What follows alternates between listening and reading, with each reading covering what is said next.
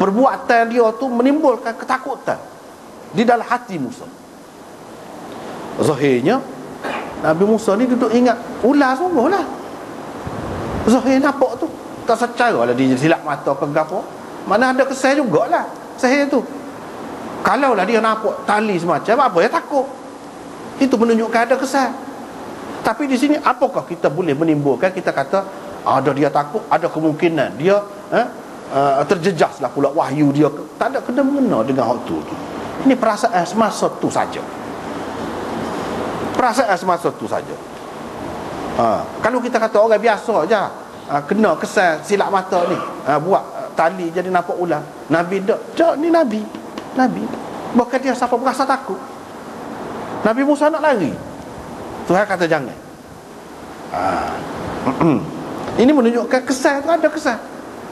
Kalau kesan lagu ni ada kesan sihir, apa Nabi kita tak bolehnya? Hadis ni siapa kita nak tolak? Benda ni ada asasnya dalam Quran. Hak kena kepada Nabi kita pun tidak lebih daripada tu, sekadar tu je. Tetapi ada juga kesan. Cumanya hak tadi dia tak say dulu lagi lah, tak say. Kamu kata dah lagu mana-mana pun kita tak say. Tak say dah dia. Tak apalah.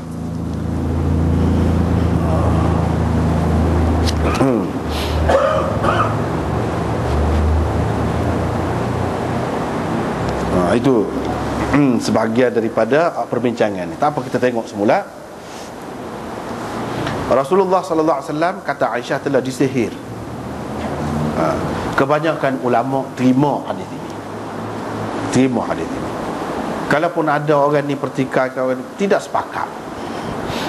Hak lebih kuatnya pada anda pun kita boleh terima hadis. Cuma kalau nak pakai hak tu pun tak apa juga. Lebih selamat. Lebih selamat. Tak ada peling sini lah. Tetapi pengajaran di sebalik ni pun ada juga. Kalau nak kira lebih kuat hak ni dari segi dalil, sebab tadi ayat Quran ada berkenaan dengan Nabi Musa, kesan sihir ada. Hak ni tak ada berkenaan dengan Nabi, kesan sihir tu dalam Quran tak ada. Tetapi berdasarkan hadis-hadis hak sebut apa di Jibril suruh baca qul a'udzu birabbil falaq, apa sehubungan dengan cerita ni lah.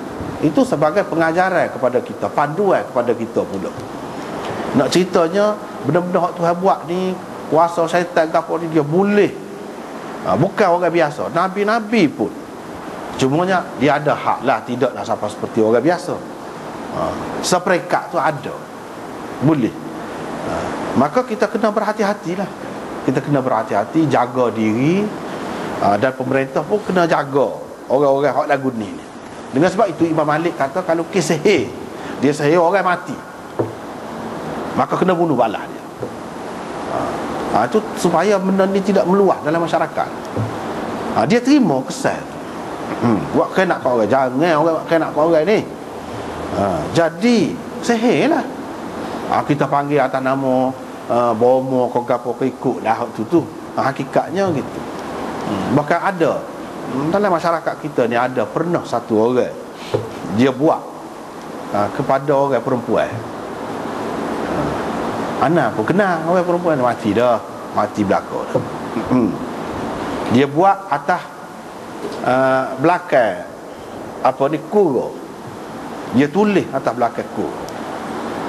Buat untuk perempuan. Jadi gila perempuan, mati gila. Orang tu pergi jumpa dengan seorang tu guru. Dia pun royak, dia mengaku dia nak pergi Mekah. Tok guru kata tak ada faedah, mu tak sah pergi Mekah. Mu kena berubah dia dulu.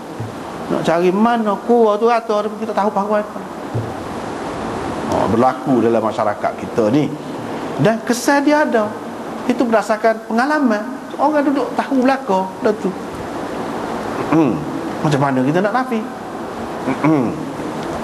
Kesan dia tu siapa tu? Gila siapa mati. Ada orang hak je buat pun mati dah juga. Hak kena buat pun mati juga. Hak kena buat, kena tepuh ke kereta akhirnya. Nak gila? Anda biasa tengoklah jalan sekerat, dia berasa macam dia tinggal sesuatu, dia mundur pula. Nak boleh sapa Kedah tu kak, daripada pagi tu hari baru sapa. Dekat je, dia main gitu. Akhir sekali kena tepuh kereta. Dah dia kereta ingat kau, dia nak pergi, dia balik mari pula. Tu ceritanya. Banyaklah yang berlaku dalam masyarakat kita, dahsyat. Dahsyat. Hak ni pun kena hukum. Sebab itulah tadi kan ulama-ulama kita kata, kalau tak ada terlibat dengan kekufuran pun kena takzir juga, kena hukum juga. Takzir itu dalam bentuk penjara ke, sebab ke, gapo ke, ikutlah, tengok mana yang mudah sama.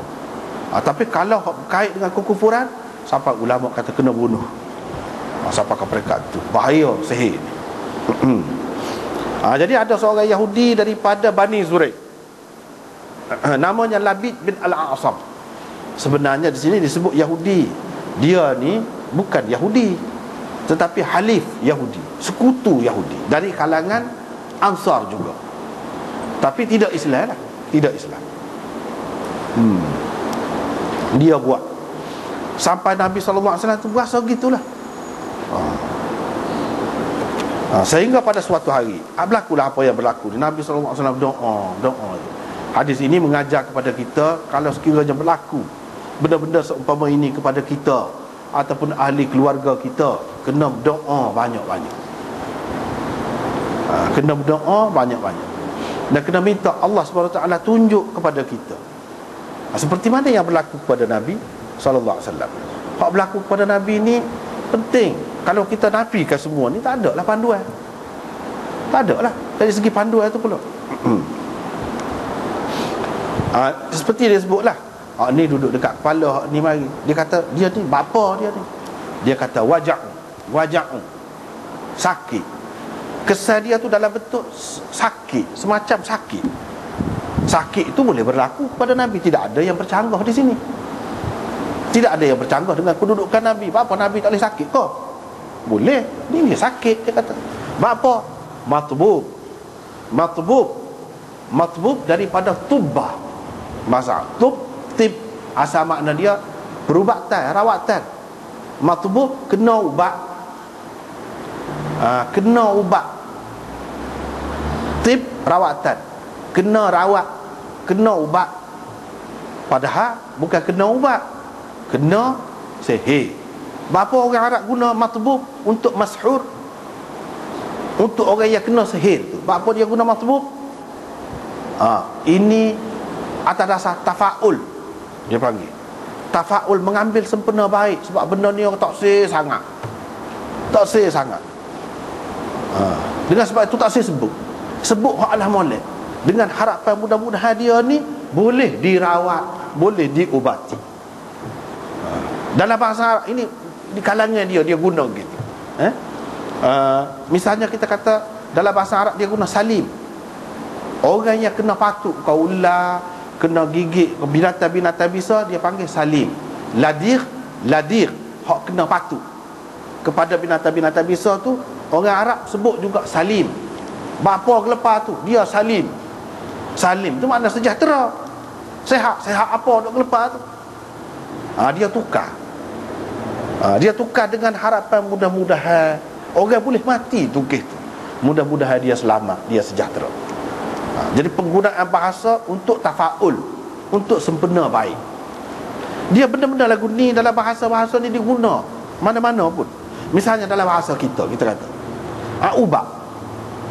ubat sakit kepala ke, gapo ke, ubat makan tu hilang. So lagi ubat juga orang guna, ubat nyamuk. Itu bukan ubat racun nyamuk. Ubat lipah kita kata ubat. Bukan ubat tu racun, tapi dia sebut ubat juga. Dia sebut ubat misalnya dalam bahasa Melayu. Dia ada penggunaan yang lagu tu. Tetapi penggunaan bahasa kita tu tidak nyata seperti bahasa Arab tadi. Tidak nyata gitu. Baru ni kita sudah sebut dah, iaitu ada sebaliknya ada sebut. Tak sewi kena pandangan jahat ataupun gangguan makhluk halus tu, dia sebut, dia tidak sebut hak comel, dia sebut hak huduh. Budak huduh ni, kata dia, sambil dia cobek pipi. Hak tu ada guna. Tak apa hak tu. Sebenarnya dia nak comel, tapi dia tak saya kata comel.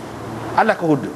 Tetapi kalau hak huduh, hak tak molek, dia kata molek, ada ke bahasa kita?